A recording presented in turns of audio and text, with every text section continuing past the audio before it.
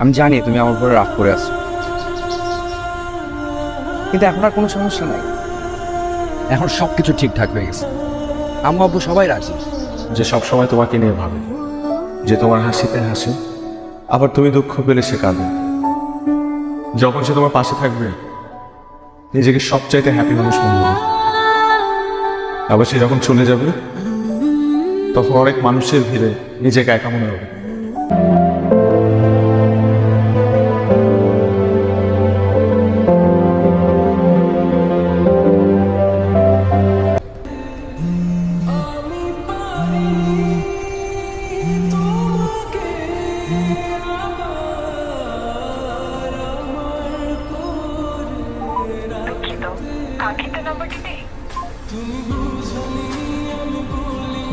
আমার যখন মন খারাপ থাকে তখন আমি জায়গাটায় আসি।